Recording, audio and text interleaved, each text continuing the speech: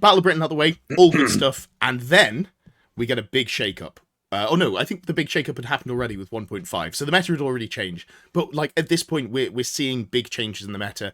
What was it like internally working out what the hell was going on?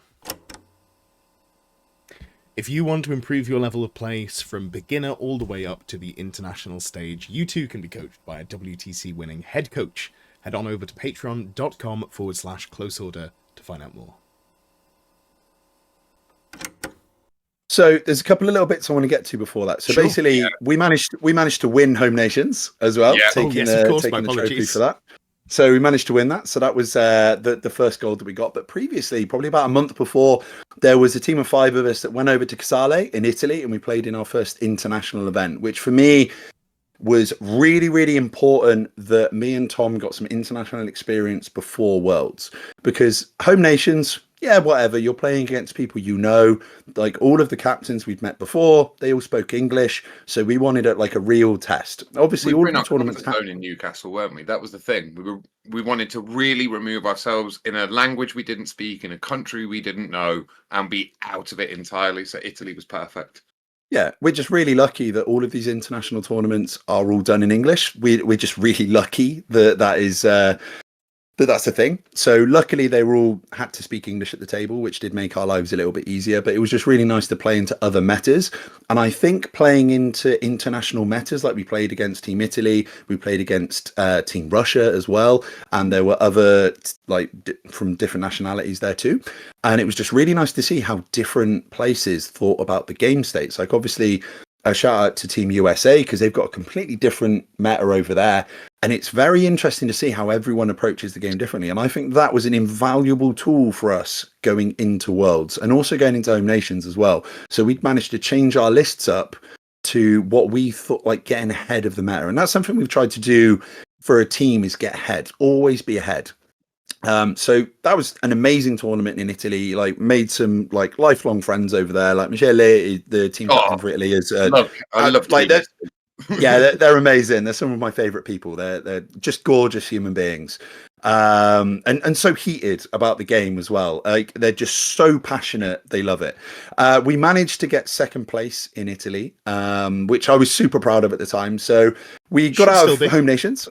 Yeah. Like really, really happy about that. So we'd got a second place and a first place after Home Nations, which I was super impressed by. Like really happy with how the team format was going. And then 1.5 drops, which kind of just shook everything on its head. Like we didn't know our ass from our elbow. We didn't know what was good. No idea like the difference in the armies. The leaks made everything so much worse as well. So much worse because I was, when you have a decent internet presence, people tell you things. The validity of these things is up to you as a person to decide.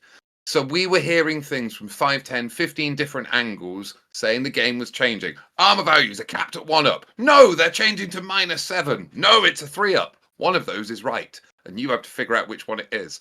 So we were playing game. We just went, sod it. We're going to do it with everything. We'll play a game set with your leaks. We'll play a game set with your leaks and your leaks and your leaks. And we'll do them all individually. And then hopefully we've got an idea of what's going on. But my God, it made it confusing in between the games. Because there was one that me and Ed played. We were like, right, we've heard poison does 3 different things. But we were going in testing it with different understanding of what we were testing. So we got halfway through the game. You're like, no, that's not how poison works. It's like, oh, but I've heard this. And it was like, oh... There's no point playing it if it doesn't work like this, because I was thinking it was just poison was going to be a flat +1 to wound. I was like, all right, the Guard Star's back, baby. This is my wheelhouse. Obviously not that. But so we tested a game like that, and I think it actually played pretty well. I can't even remember what I was playing into. But the Gutter Star, if poison had worked in that way, would have been fantastic. However, that's not reality. But what I learned a very important lesson that summer: ignore leaks, children. They're just pointless. Wait for the books to come out. Just ignore the leaks. Yeah. It was a nightmare because we had so many practice games with all of this false information as well. Like literally hammering these games to try and get like any kind of advantage we could. As soon as the book come out, I just assumed a load of the leaks were still in it because, like the was it the Hag Tree Fetish one as well? I just assumed that had changed, and Which there was was something we read on a forum somewhere, so we were like, right, sod it, we'll play it just in case. Yeah. You know, I read it on a Reddit post. Like, And it had been like exactly. packaged with other changes to the magic system which had come in, and because you've in your head gone, okay, so magic is nerfed, yada yada. Well, obviously this incredible magic item's been nerfed, and like I think in the same post, the whatever the Warriors of Chaos one that nobody ever runs anymore, the 50 points. Not Skull of Catan. Infernal Puppet. Infernal Puppet. Yeah, like that had been nerfed in that post as well. And we were like, okay, sure, great. These things have happened. So you're testing Hag Tree Fetish as if it's been nerfed. It's So yeah, just ignore leaks. If you're in a competitive team moving forward, just ignore them because you think you're gaining an edge. You're not. You're doing yourself in entirely. But one other thing as well, it was not all sunshine and rainbows. WTC Online was not our finest moment. We were out of our element there entirely. And I think it was there that we learned that there are two different doctrines in today's tabletop gaming world. You have those who can play, well, three, I suppose. Those who can play on Warhol, those who can play on tabletop, and then the severely gifted few who can play on both. There's very, very few in that final group. And I think most of our teams sit in the ones who are very, very good on tabletop. And we came up against some people who were incredibly good on Warhol, and we got bodied. Absolutely bodied. Well, I think we should give the full picture, which is we didn't really communicate what lists were being submitted all that much. And I'm probably the prime offender of this, because I was like, screw it, I'm going to play this. Like, I was not, it wasn't internal pressure, but the High Elf players internally were like, Sisters of Avalon, Death Star, it's the truth, it's the way that you should play. I'm like, I don't think it's that good. I'm a dragon player. I can do a lot of really good stuff with dragons. All right, let's find a middle ground. Let's do Sisters and the dragon. And that list was terrible. And the worst thing about taking a bad list to a tournament is you got to play 5 or 6 games. The worst thing about playing an online tournament where every round is 10 days is that you're locked in for like 60 days of misery. By the end of game 2, I knew that I'd fucked up. I had fucked up with my list submission badly. Like, that was not a good list. I was not having a good time. I just said to Richie, just throw me to the wolves, get better pairings elsewhere, and I'll just try and scrape what points I can. It was a nightmare, and I wasn't the only person who submitted a list like that, but mine was the most egregious version of it. So we were going in not only with bad lists and no real cohesion with what we were doing, but then also we've got the issue of some people really like spending 7 days thinking about how to beat a matchup. I think what we have are phenomenally skilled tournament players who, with very limited time, can take the information they have, they know what they're doing, they can formulate a game plan, they can adapt on the fly. And I think that's much more important for like actual tabletop Warhammer, but it doesn't necessarily lend itself well to online where, the more like chess-like players who will spend a lot of time studying the game and be like, in this situation, I'm going to do this, or I've got like 13 battle plans. I'm going to do 6 like faux deployments beforehand so I can work out exactly what my opponent's going to do. It's not really what our team was at that time, and I'm certainly not. Even down to the pairings as well. There's a certain momentum that you gather when you've just come out of the game and you've just got all of this data from the last game set that's gone through that is then going to adapt the pairings going into it. And I would try and stay in a state of readiness in between the games. I wasn't chilling out. I was trying to maintain, like, I'm not even lying. I've asked one of the coaches if they can get smelling salts next year to wake me the hell up before a pairing, because I just want to stay at that alert level. Yeah. When you're doing it for 10 days in between pairings, it was like, what's Lizardmen again? Like, and just these things happen. Like, and it totally throws you out of it. Now, there's those people, like you say, who want to look at that matrix for 10 days and come up with the perfect solution. I don't think that we gelled that way. So this is why Richie was mentioning earlier about the introduction of possibly an online only team, because we recognize that it is a separate skill set. And there are a different set of people who are going to be much, much better at doing that. There was a reason I didn't take part in it, because I played in the S-Bot, which is a great online tournament, but I didn't get on with it. So I knew going into it that it's not for me. I need to be able to look someone in the eyes in order to get body language off of them. Otherwise, it can just lead to a poor gameplay experience for me. I need tonality, and I need to be able to see you smile.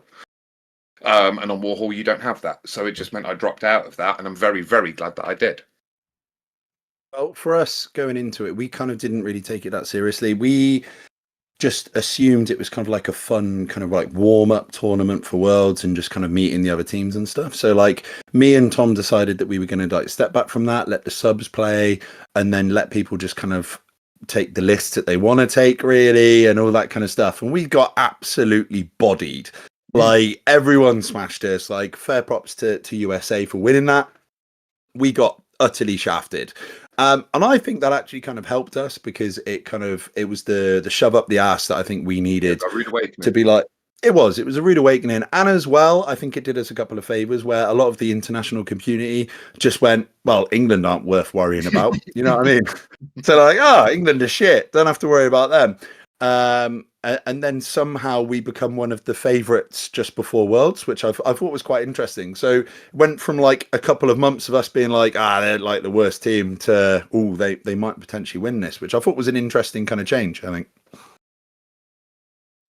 Yeah, absolutely. I mean, I was saying that I reckoned we were going to win, but I got to back the boys. I made that prediction back in January. I did a predictions video and I predicted that we'd win WTC. So I got at least one of my 25 predictions right. Looking forward to going back over that next January and seeing how completely off I was. But if I get 1 out of 25, that's the most important one to get.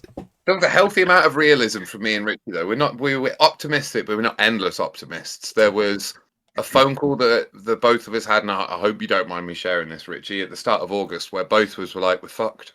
What are we going to do? We're about to get 5th place. Yeah. We've been parading up and down the country, getting all these games in. We're going to go over to Germany and we're going to make a mockery of ourselves.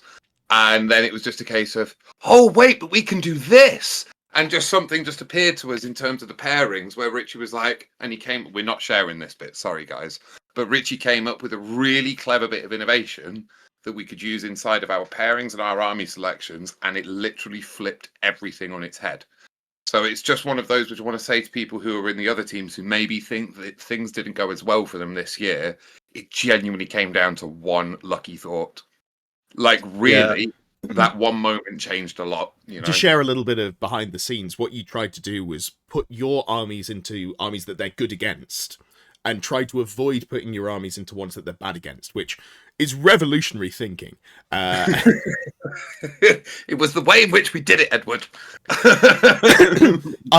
So I obviously wasn't there for the pairings, but I've heard that you are the wizard behind the pairings. So that's you've obviously put everything into your supercomputer brain, and I'm assuming I'm a bit nuts. I'm assuming the special technique was we just gave Tom a bunch of coffee and said, "Have at it, then, mate." Secret ingredient is autism. It's quite interesting because our brains work very, very differently. So I'm hyper aggressive when it comes to like the pairings and gameplay and stuff, and Tom is very like analytical and working out future problems and stuff. So we just found that if we almost split the pairings in half, and I would do one section, Tom would then do the next, it just somehow gelled into this point where we beat the pairings of every single team that we played against to an even higher level than we ever anticipated, because we practiced all of the pairings to death. We practiced all of them to death into each other. And every single time that we went into each other, we got a lower score than when we actually paired into them in real life, which I thought was quite interesting. The higher predictions were always the ones from the people that we played against, which is kind of crazy, I think. We didn't get one perfect either. I think that's worth saying, which you're never going to, right? No. Yeah. But as in, when I say we didn't get one perfect, as in we'd run 7-8 different permutations of the pairings per team. So I'd have written down, and everyone kind of took the piss out of me, which I'm fine with because I won. I had a leather folder. Everyone else has got laptops and iPads, and I'm there with my 1940s businessman leather dossier with everything printed out, and I'm there with a board pen on plastic dockets. Everyone else is going, Alt Tab, fuck, where's the spreadsheet? Where is it? Oh no, I deleted it. And I'm there just putting a tick through a box on my thing. And I'm like, Richie, do you see that? Yeah, cool, done. And they're trying to find the relevant tab on their computer, or trying to find their charger or their mouse, or blah, blah, blah, blah, blah. there's an old adage about the American military spending $40 billion to try and get a pen to work in space, and the Russians took a pencil. I just kind of use that methodology behind things. There's no need to go really hyper complex on things that don't need them, you know. But yeah, it was a bit of a beautiful mindness. I probably got a bit too deep into it. Didn't do much sleep on the Saturday night, but it was just staring at pairings and stuff like that, trying to outthink it. And it was a level of prediction. It's trying to understand how, I mean, you two will love this word. It's trying to understand how algorithms work. You know, once you get your head around that and trying to understand how there is 3 to 4 ways someone can think if I do this. Now, which of those 3 to 4 ways are they more likely to do, given that they've got to then make those 3 to 4 decisions afterwards? And it's just trying to make that logic gate work in your head. It sounds messed up when you say it out loud, but that's what pairings is. That's the best description of pairings I've ever heard, and it does make it sound very beautiful mind that you're you're seeing it. It's floating like that scene from The Hangover where he just sees all the numbers flying around. Genuinely, it is like that. I'm trying to think of, so if this is the pairings I'm in now, I'm not thinking about this one or this one. I'm thinking about that one there, but I'm trying to make a decision here that changes your 3 ones here. And there were so many times where Richie and I during the pairings would be like, should we do that? Yeah, push that one. And that would be all we'd say. And the opposing team would see it and they'd be like, what? What do you mean? What do you mean you opened with chaos? Like, So Tom's led on to a really interesting one. So against Denmark, we were going to struggle into Denmark. They're a very strong team. They're all ex 9th age and 8th edition and 7th edition tournament players. And they absolutely smashing everyone coming up behind us. Bear in mind that every prediction that we did, we lost into their team. I spent a very sleepless morning. So I woke up at just stupid o'clock in the morning on the Sunday. So we were playing them first thing on the Sunday. We met up about 6 a.m., didn't we? we were stressing, right, that we weren't going to beat them. And I was just lying there trying to work out what the first to put down. And I was just like, Steve, we throw fucking dragons, and just trying to work out what they would do. And then we come up, practiced it in your room, and we works. It works. Yeah. Normally we'd run it 4 or 5 times. We ran it once, and we were like, fuck, that's perfect. Done. Yep. And then we did it at the table, and we were like, should we really do this? Because this is fucking out there. This is really, if this doesn't work, we're fucked. We are turbo fucked if this doesn't work. Like, if we put chaos down now and they've still got all their right cards in their hand, game over. But it worked. The one card we needed them not to have, they also played down as their defender. I can't remember what it was now. It's all very hazy. But it was just trying to outthink people. And one thing really dawned on me is it's just mind games. It's all mind games. But you've just got to try and do it in the most respectful manner possible. To yourself as well. Don't be me. Don't do what I did. Don't not sleep. It's genuinely, it's only for a weekend. Yeah, it's not cool though. It's only Warhammer. Yeah. Fantastic. Yeah, amazing weekend. So what was the run up like? Because obviously by this point, we've gone through the 1.5 panic, the oh god, everyone's pivoting. Like, obviously I'm like, okay, well, dragons, do we even want loads of dragons? Maybe I swap to Bretonians. Internally, Ramsey's chesting to the last second. He's like, what if I do this with Lizardmen? Just cooking up the craziest stuff. He had 3 full matrices filled out, Ramsey did. That was how he decided in the end. Wild. Yeah. Absolutely wild amount of work. But yeah, the run-up was wild. Quite an interesting one about the run-up, actually, is we'd played hundreds and hundreds of games throughout the year and hundreds of games of our lists that we were taking, to the point where a few of us were a little bit Warhammered out. I'd actually been just playing 40k with my mates in the background and not actually practicing any Old World going up to it. And you just started Horus Heresy as well, just to take our mind out of it. We were overthinking games of Old World. This is the problem. I'd got into a point where I was only practicing red matchups all the time. That was all I was doing. So I was playing into Charlie, I was playing into Tom, I was playing into all of these armies to try and eke out the most points. And I went into this death loop spiral where I was like, I can't fucking win a game. I feel I'm never going to win, because the only armies I was playing into were ones that utterly smashed me, and I just doom spiraled down. And then luckily Ed managed to save me because I had a coaching session with him probably like the week before we went to Worlds. Yeah. And I was like, and he was like, what do you want to play into? And I was like, well, I want to play into a red as well. And it was a Orcs and Goblins like artillery gun line with loads of like random movers and fanatics and stuff, which is historically very good into gyrocopters. And luckily, he managed to fail all of his artillery dice turn one, and I managed to smash him. I think and it was the best thing for your mental was that I misfired with the Doom Diver, misfired with the second Doom Diver. You're like, nope. We're gonna re-roll those. We've got to see how the matchup goes. Okay, like spam some dice. Try and fix the Warhol random number generator. 2, 4, 8, 2, 4, 7. Misfire. 2, 4. Okay, cool. I'm gonna roll them again. Misfire. It was meant to be. But this is what I was talking about earlier on how important those coaching sessions are. Had you not have had that, you would have had total brain rot getting on that plane to Amsterdam. And you have to have that person on your team. There were a couple of teams, and I'm not going to name names, I'm not shaming people here, who didn't have coaches, who went, fuck, we didn't realise how important that was. And they only saw the on-the-day stuff. You know, it matters so much. Yeah, like something I need to stress as well is it's not for the faint of heart being on like an international team. We've all put in hundreds and hundreds of hours in the last year alone. Like it's rough. Like me and Tom literally talk on the phone every single day about team stuff. And that could be an hour call, and then you'll have like a 3-hour game, and then you'll have like 2 hours looking through stuff and like looking through data and stuff like that. So you could be doing 5 to 6 hours every day. That's still happening as well. And we're not even officially the captain and vice captain right now. And that work, we're still doing probably an hour to 2 hours a day. Even though it's not our jobs right now, you know. Yeah. Like literally, we've just hit the ground running to try and get stuff sorted for next year. So if we aren't the captain and vice and stuff, then we can hand that over to next year. But a lot of work needs to be done now because Six Nations is only in a couple of months.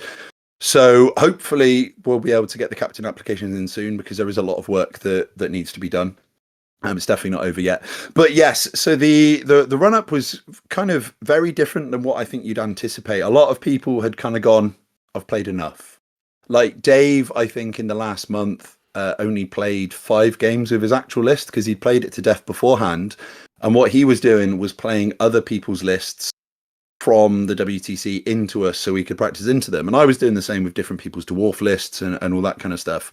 But it was kind of weird. So in the direct run up to it, we generally didn't have that many practice games actually. Do you not remember what they were? They were utter nonsense, mate. Our brains had devolved at this point, and we couldn't take it anymore. We couldn't take the competitive stuff anymore, and our brains are just broken. And I've got to thank Dave. In fact, no, I've got to thank the Hungarian Orcs and Goblins player for this one because he showed us the light, and it came from them through Dave to the rest of us. So Dave was just utterly entranced by this frenzied Night Goblin unit, and he loved the concept of it. But he was like, what if I took the Fanatics out and just went 500 points of straight up frenzied Night Goblins? So then we started doing dumbass lists against that. And Richie was like, well, what if I just put 500 point units of Slayers down until I'd run out of points? And then they played against each other. And then I was like, oh, well, let's just do some dumb Chaos Dwarf stuff. And they were the games we were playing on the week up to it, where we refound the love of the game. And that was so important, realizing, because we're all aware of it, that we are playing a bastardized version of the game. And we're very, very aware of it, and we're very okay with it, and that's why we're doing it. But we don't play that stuff at club. So that's what we started playing with each other. We played Club Warhammer with each other, where we'd set ourselves ridiculous things. I have got the Cathay No Gunpowder Challenge. That's my fun thing. Take what... Yeah, see? So that was what our run-up was. It was getting into Zen mode in mind, body, and soul for yourself, for the love of the game, and for everything. And just getting all of our ducks in a row and just making sure we were happy. It wasn't about practice at that point, because if it was 3 days before and you needed practice, you fucked up. Yeah. Like, you're not going to get it at that point. To put it into a position which I'm sure we're all very aware of, when we were 16 doing GCSEs, don't be the kid on the stairs reading the book. Be the kid who's walking straight in, confident. You know, that's who we wanted to be. We wanted to be the ones walking in confident.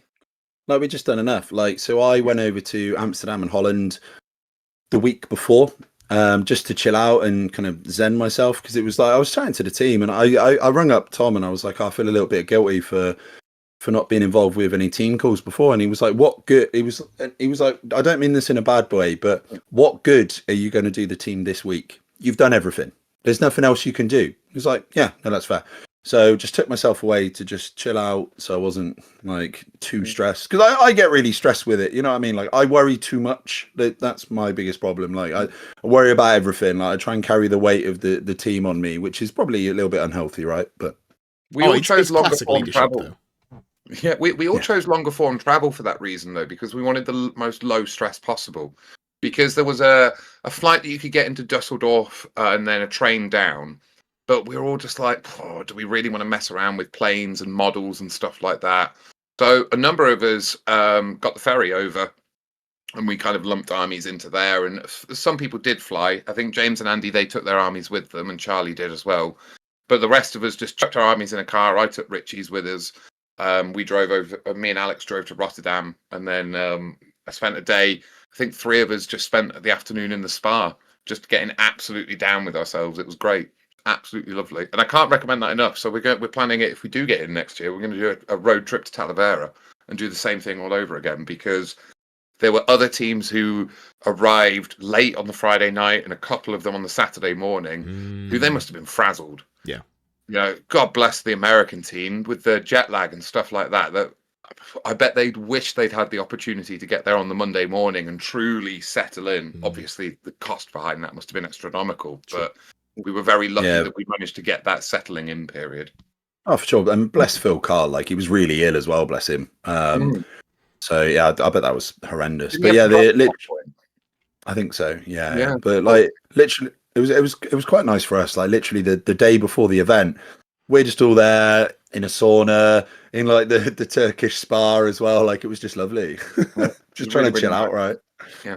I will, just to really hammer home, in case anyone's taking this the wrong way, the reason that England relaxing sort of the week or so before the event worked really well is because they did so much work, in the lead up to it for 9 months, just like grinding and then taking that step back and relaxing. I also do want to take this as an opportunity to again mention Charlie, because his version of relaxing is going, can we play 2 different I want to test into this version of High Elves. I want you to send into me, and I want you to try and run away as much as possible and save as many points, see what I can push into. So I don't think that man has an off switch. I think he doesn't. He's just built different. Like it's a phrase that's thrown around on the internet at the moment too much, but he is built different. That man is. Yeah. Like he came out of the event. I'm terrified right now because he's like, I've got something new for you. You don't find out for 10 months. Yeah. Like, what have you done? What have you done, Charlie? I want to know. He's like, no, none of you find out for 10 months. Yeah. He's keeping it close to his chest, which I appreciate. It's quite nice. I think everyone kind of come out like that. Like everyone's like thinking of like new stuff. It's like I've got some nice kind of hidden tech that I'm excited that isn't going to get shown off at any event until until something important comes up. Anyway. Slayers. Maybe. It was fun though, seeing how different people had built things. Yeah. When it had gotten to the main event, and I was on one of only a handful of people who were running Miao Ying. There was only one Wood Elf player there. There was only one Royal Host player there. And it was super interesting to just see how the metas were entirely different from country to country to country.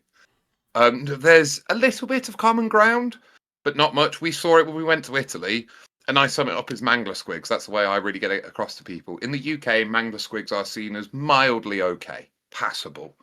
In Italy, they're like, no, they're the best unit in the game. He did win all of his games. No, but I'm not saying they're wrong. I'm just saying how there's that difference in understanding of the game. Yeah. No one's right on that.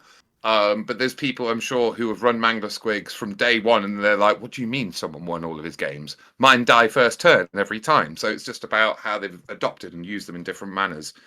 And seeing that then, and then coming up against it, I saw some tech in vampire counts I don't ever want to see again. Like, they've just made Charlie stronger. No, they were like, oh, so you want to shoot my mortis engine? Cool, I'm going to put these units here, so you physically can't ever, because the bounce is 26 inches. I'm like, well, Well played. Well, was that against it? Was that against Italy? Belgium did that to me. Oh yeah, because I had that happen to me in Italy actually. So we had Yeah. like a line of 40 zombies, one wide, like one thin, so just a Yeah, line he of did 40. And then he marched them up, reserve, move them forward, and then had a line of graveguard to a point where I couldn't see enough to be able to hit them always. And I was like, touche. Yeah, and the one that Belgium did on top that was even better is he made sure the gap was exactly 90 mil, so a balloon couldn't land inside it. Very clever. Yeah. That's good. This is something as well. If you're playing the Orcs and Goblins matchup into Cathay, which is one of the armies that has more play into Cathay, definitely something that you can play around with. Nigh Goblins are cheap, and if they come close, you've got Fanatics. So it's a really good unit to use for that ridiculous screen where you put your Doom Divers right in the back corner, and yeah, you can play around with it that way. There was a lot of eye-opening tech. A lot of eye-opening tech. I mean, we don't have the time in this video to list every single thing off, but talk me through every game that happened, starting from not just England's games, all of them, all 300 or something. Absolutely. I think it was over 300 games that weekend, which is just wild. No, loads more than that, mate. It was 144 players times 5. Yeah, well, it's a lot. Divided by 2. Yeah, because that's the number Probably, of games. Yeah, but it's mind-boggling. The amount of data that would have been gathered that weekend. I cannot wait until someone far cleverer than I goes through it all. Genuinely. It's a shame that we don't have, like Warhol battle reports for that would be great, just to be able to sit and pass through and be like, oh, they've done this. That'd be really cool. So we've had the panic, we've had the relax, we've had the zen, we've got to the venue. What's the experience like outside of the unbelievable level of stress, which I know that both of you were going through, but outside of that, if you were able to, outside of the stress, what was it like getting to the event, the lead up to the first game? That first beer tasted really good. I'll say that. When we got to the hotel and it was just Richie was the first one there and he bought us a pint and we sat down and it was like, oh shit, we're here now. Like, it wasn't even stress. It was just this moment of, we're the WTC boys. Like, we're actually here. Like, it was wild, that moment was. And the first night was just camaraderie was the name of the game. So we brought everyone together. People were arriving in dribs and drabs. Unfortunately, I couldn't stay up long enough to see everyone in. Andy, James, and Charlie got in quite late, and I was knackered from an early ferry. But we all sat down and had dinner, tried to not talk about Warhammer, but obviously that's all we bloody talked about. And just, got settled in. I made a bunch of dossiers for everybody, so they all had all the information they could possibly need. Big shout out to Lee from Strata Miniatures. He did us a load of tokens and dice and mats and all sorts of stuff that just made our whole play experience a lot smoother. So it's just handing out all of that stuff, handing out all the dice and just getting everyone settled in, really. It was a case of, on that Friday night, we did have a drinking ban imposed. So we said it's no more than 2 drinks per person per day. And it was, everyone did take that on board and respected that, kind of. Almost. Almost. Almost. I think it was quite funny, all the teams coming up to us and taking the piss out of the drinking ban. I'm so glad it worked out. There were some states on that Friday night. God. I don't want to claim responsibility for this, but this was something that I brought up very early on when I realized, and this is not me being, prejudiced towards a certain group of people. I'm from the Northeast. I'm from 15 miles out of Newcastle, but when I saw half the team was Geordies, I was like, guys, we need to have a serious think about whether we want to take it a bit more seriously at the event and not drink a load of booze. Two beers, it seems like it walks the fine line between having a good time and not wake up in the morning and regretting your life choices. Well, it turned out those 2 beers were enough on the Sunday to get me absolutely hooning as well. So, it all worked out for the best. I'm just really proud of the team. Yeah, I'm just really proud of them that everybody actually took it as serious as they did. Like, everybody got in the zone on that Friday. We were just all kind of talking about it, and then on the Saturday, kind of met up for breakfast, meeting the other teams and stuff. Like, it was lovely to meet all of these people that we had spoke to online. Obviously, putting names to faces, like meeting like Shane and meeting Luna for the first time, and meeting all of these like incredible people that you've read so much about and you've heard so much about, but you've never met in person. Like, it was lovely. I think that was one of my favorite things about the international event anyway. is just the human aspect of it. You know what I mean? Like, because you see all these armies like winning tournaments and stuff, and it just becomes like data and all that kind of stuff. But it's just so nice to see the human aspect of it, and it's just awesome. So we were just kind of meeting people, and then it kicks off, and then you kind of get into this like zen, right? When you're playing, like we've done the pairings, and then you get into the playing zen. And I think one of the most interesting takes that I had from playing at the WTC, I was chatting to Andreas, who's Gaunt Herder, who was Germany's team captain, but then he stepped down into a playing role. And he just said something really profound to me, actually. And he was like, when you're playing at that level, when the person is an amazing player, like a world-class player, and if that person is as good as you, which they're meant to be because they're playing at Worlds, so you're two equally as sharp opponents, you know exactly what you're going to do, you know exactly what your opponent's going to do, you've got equally strong armies. At that point, it just takes all of the stress almost out of the game, and it just becomes about the dice. And I was just like, it's so fluid at that level. And it's really funny because a lot of people, I think, wrongly assume that WTC level is really sweaty and really like doing gotchas and stuff. But we all know what all the armies can do. There's zero gotchas, like no one's trying to fuck each other over. Every single person was like, oh, you can have backsies. There was none of this like bad play. If you made a mistake, your opponent would just be like, oh yeah, by the way, you can do that. It was just the nicest level of play. I'd like to it was amazing there though, because like Richie said, we have people on our teams. Andy and James have been to WTC and 40k in the past, and they said that it was night and day compared to the events that they've been at. Where at 40k ones, take for example in Old World, we're all familiar with the concept of dispelling remains in play spells, and we're all familiar that the notion to do that hits you roughly in the middle of the shooting phase. That's when you remember to do it. You're in the combat phase, and you're like, check. yeah. In 40k, if you forget to do that, sorry, no, absolutely not. You may not do that whatsoever. And if you ask me to do that again, I'm calling a judge over for slow playing because I've already told you no. In the Old World, they're like, mate, just fucking roll the dice. Just do it. You're not gonna dispel it anyway because we've moved past that point, and the dice have already decided that you can't do that. So. But yeah, so the people there, absolutely stellar, and the judges there as well. Now I can't remember their names. I'm awful for that. But there was a team of 3 of them, and they were stunningly respectful all weekend. They didn't have to ding a single point to anybody for the whole weekend for disrespecting a judge. Didn't have to hand out a yellow or a red. And as far as I'm aware, that's never happened at a WTC before, where a yellow card has never been handed out pre or at the event, which is pretty cool. And it also meant as well that there were a few points discrepancies prior to the event. None of them came into the rankings. It wouldn't have affected the rankings in any way, which is always a really nice thing to see, because it would always feel a bit bad if you moved through the rankings in any way because you've not painted your models correctly. Because there were a few things and a few dings like that, but it meant that overall they didn't actually matter, which is pretty cool. Yeah, just basically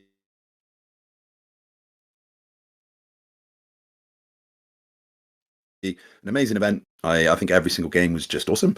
Like all of the teams at that kind of level are just great. Like just absolutely great, and everybody's there to play Warhammer as well. Like it was. I mean, obviously, right, but everyone's there because of the love of it, and I think everyone's just so happy that Old World's come back and that the WTC's come back, and you can just represent your country. And there was just a lot of like kind of national pride and just pride of the fact that they're playing Warhammer at that kind of level as well, and we definitely shared that too, I think. Yeah. So Saturday night felt good. I didn't eat lunch on the Saturday, so went down, and me and Richie had made a pact with each other that there was a banging steak on the menu, really good looking steak. No steak till we win, and that was the pact that we made with each other. Yeah. So yeah. We both had schnitzel, I think. So I had schnitzel, and it was like, right, steak if we win. That's the goal. So that's the only reason we won, is because me and Tom wanted steak, really. But yeah, like it was quite stressful. Like we've managed to win all 3 rounds going forward on the first day. So very stressful that night, because obviously the pressure kind of kicks in. Again, we were very well behaved again. Everyone else stayed up late. I was in bed at 9 o'clock. I wasn't asleep, but I was in bed. I was trying. I tried real hard and then gave up at 1 a.m. and started doing pairings. But yeah, I would say to everyone that an important night's sleep is probably, or at least an important time resting, is one thing that really gave us a step ahead. Because even though, yeah, I didn't get a lot of sleep, I wasn't downstairs getting Larry with everyone. So if I had have spent the same time downstairs, even not drinking, it would have been 10 times more tired. You know. Also, I think you do have to treat it like a sporting event. We're not athletes, let's face it, but you're not going to catch the England football team going out on the piss the night before the World Cup. They just wouldn't do that, and we have to treat it in the same way because we are representing not just our country, but I feel like we're representing the hobby.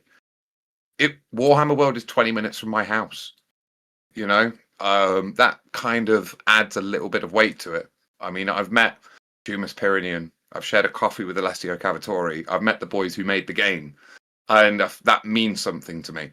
I really, really hope I bump into one of the two of them because they'll go, "What's the old world? What are you on about? You want it?" They won't give a crap, They won't give two shits. It really humble me. But yeah, like there's a certain gravitas from coming from the Midlands and then going to a WTC. You'd be the same, Ed, because you live in Nottingham as well. You're even closer than me. Yeah. There's a certain gravitas to it. So I think that is kind of what hit me at about 1 a.m. on Saturday. And I'm a big enough man to say, it wasn't pretty, Ed. It wasn't pretty. The anxiety was real, which was odd because we were going into it. We hadn't shifted, weirdly. So we'd started on the top of the table just because of that's where we'd ended up on the randomizer. We never shifted the whole weekend. Wow. Yeah, I think we dropped down at one point. Actually, to third, tell a lie. We dropped down and then came back up, but we were in a really good position on the Saturday night. And in my mind, we were still going into it in first place. And then we woke up Saturday morning. For some reason, our heads were spun out. Couldn't put it down to anything. And then we got through the game, and I had a shit game. And I'll put it out a bit. Like I said to my opponent afterwards, I really, really, really hope I meet you again next year because I owe you a do-over. It's not the fact you beat me. You're always going to beat me. It was Mortuary Cult versus Cathay. But I didn't give you the game you deserved there. I had to take a couple of takes backs and stuff like that. And yeah, credit to the Denmark players there that they put up with a really poor show from me and got through it. So I hope I do see them again on that one. But then it was coming out of that and just talking to a few people and getting your head back into the game because it's so important to us. Yeah, so I had a very similar experience on my game 3 actually playing into France.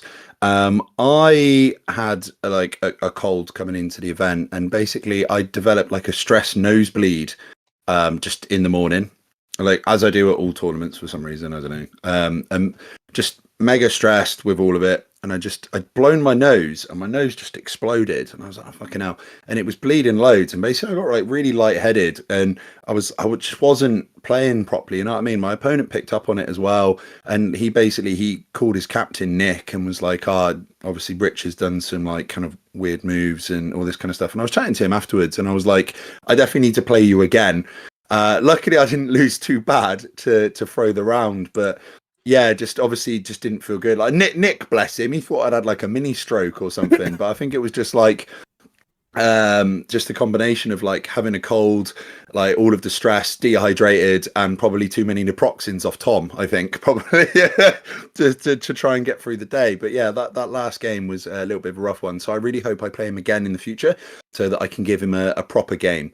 Because I don't feel that I gave him a proper one when you compare that to the rest of them for sure. But yeah, going in on the Sunday, obviously we'd managed to work out this thing, what we could do into Denmark. So we managed to do that. And then the pairing somehow went loads more positive than we ever anticipated. I think every single practice one that we'd done, it worked out as like a 77 points for us, which is like a loss. But then when Alex was walking around, he was like, you could get an 88 win here. And we're like, oh, that's mad. So we went into the game. I played against an amazing Chaos Dwarf player. He's God of Cakes on Discord. Great guy, really fun game. Yeah. I've been talking to that guy like 4 years online. It's the first time I've met him. It was really nice. yeah, great guy. Like we had a really tactical game actually, where he just threw the steam tanks at me, and I just had to try and deal with them. And then it was because it was dominate. It was a really high scoring mission, so we're both trying to like like zip around and play chess with each other and all this kind of stuff. And yeah, great game. And managed to win that round quite convincingly, actually, which was good considering we were so stressed coming into that. And then we went into the final game into Belgium. And so the guys from Belgium, they've been telling us that they're coming after us from game 2. Yeah. Because after beating Italy, it was in a lot of people's opinions that we were going to be the team to beat, because Italy obviously are a very, very good team. Well, they were reigning champs as well from the previous year, weren't they? So yeah, exactly. So Belgium were coming for us, and I don't think the pairings went as well into them as I'd hoped. I think there was like the last 2. I don't think went the way that we wanted to. The rest of it was decent, but it didn't go as well as I'd hoped it would have. I mean, it was always going to be hard. Like CGM's like a great captain, but yeah, managed to have some super good games. I was stressed. I got put into cafe, so I bust myself basically. We both put did. Myself. Yeah. Like I put my score down as a 1 on, so I'd only get like 0 to 1 points, because I was like, I've played this game a million times. I know exactly what's going to happen. Like, he's just going to smash me. Luckily, the opponent was really nice, so it felt a bit better. But Alex come around to me. I did a little timeout, and he's like, right, so Tom's losing his game. I can't remember who else lost that round, but there was like, right, they're going to lose. We're going to lose this round. What points can you get? And I was like, fuck. I can try and get as many as possible. Like, I'll try. I managed to get 4 points, so I got 3 higher, and then suddenly Andy managed to get a load more points than he was anticipated. I think you got more points than you were. Yeah, I managed originally to pull a 15-5 loss into a 12-8, literally in the last 2 dice rolls, which was wild. Didn't Scott? Like that. Scott absolutely smashed it as well. Yeah, I didn't want to get called out for dice fixing. Mine got that tight, so I called the Belgian coach over, gave him my dice tray, and I said, pick one, because it got that damn tight. You know, it was a misfire on a cannon roll. My misfire. Had I failed it, 15-5 loss. Terrifying. Do you want to know something funny? So in the previous round against Denmark, the only reason that I won that game and it wasn't a draw is because the final dice of the entire game that I rolled was a 6 to unbind something. Like, so many moments like that. Just wild. But yeah, and then as soon as we started to realize that we were winning into Belgium, then it kind of just sunk in then that we're probably going to win the event. And then it was just like, everybody started crying, and just Charlie the thought emotion. he'd end it for us. Charlie, bless him, had thought he needed a 17, for example. I can't remember the scores off the top of my head. And he'd only scored a 15, where he'd actually got the maths the wrong way round, where he'd scored more than what he'd needed. And he was crying his eyes out on the floor, and Scott came over to him and he was like, you know, you just won us the round, mate. And he was like, no, I just lost it. No, you just won it for us, buddy. And then me, Scott, and Charlie just exploded into a blubbering mess. Yeah, it was like, it still, I don't think it's really sunk in completely yet. Like, I think it's like we were saying off camera before, Tom. It's sunk in that we've won, but like you were saying, it hasn't sunk in like the gravitas of what that means that we've won. And I think it's going to take a while for that as well. I'm just so proud of everybody involved, everybody that's helped us along the way, and like everyone behind the scenes, like yourself, Ed. It's just crazy, like, to be able to call yourself a world champion at anything, like, and we love this. Like, Old World is something that we all love. Like, obviously I dedicate all of my spare time to the channel and to playing games and to the team. So like, I work, and then Old World's my life. Tom's obviously got a business. It is my entire life. Yeah, like, it's his entire life. Like, it's the same for you, Ed. Like, your entire life revolves around this. And to be able to say that you're part of a world-winning world championship team, like, how many people can say that? Like, it's such a great honor. 11. 11. Yeah. That's fair. That's fair. No, that's not fair. 13. 11. 13. Sorry to Sam and Matt. I did not mean to take you out there. It is just 13 as well, because we went back to, and please, if I'm wrong, do correct me on this, because I don't want to be an arrogant, egotistical asshole or take something away from someone. We're pretty sure, going back to 2004, from when the first ITC or ETC was made for Warhammer Fantasy, there has never been an English winner. There's been one English podium, But as far as we can find out, there has never been a Warhammer Fantasy English winner, which is pretty damn sick. Mate, don't worry about it, because we finally brought it home. We bloody did. But yeah, it's surreal as all hell. I got to have the best moment of my life this weekend where I got to call my 5-year-old son and say, "Your daddy's a world champion." And he told me he's proud of me. Like, who gets that? Who gets that moment? You know, Warhammer is just a game of toy soldiers until it's not. It wasn't this weekend. You know. Yeah, no, it was just amazing. Like a massive privilege, a massive honor. And yeah, it was just great to meet everyone abroad as well. I couldn't have asked for a better weekend. Like, just amazing. And yeah, as well, I'm just proud to be a part of it. And yeah, getting emotional now. Anyway, so we're not done. We're not done yet. We've got plans within plans within plans. So yeah, round 2, baby. Time for the Team England dynasty. Fantastic. Yeah. Well, thank you so much for both of you taking the time to join me. Obviously, we didn't go super into detail about the weekend, and that's because on Sunday, there is going to be an upload on Dowie After Dark. Obviously, I will link the channel down there, Richie's channel, where he's going to, you know, have more of a walkthrough of what actually happened at the event. I thought it would be really fun to see the full picture of what it takes to become a world championship. It's not just a weekend's worth of work. It has been 10 months of slog from you two, really putting in the hard yards, and everyone else in the team as well.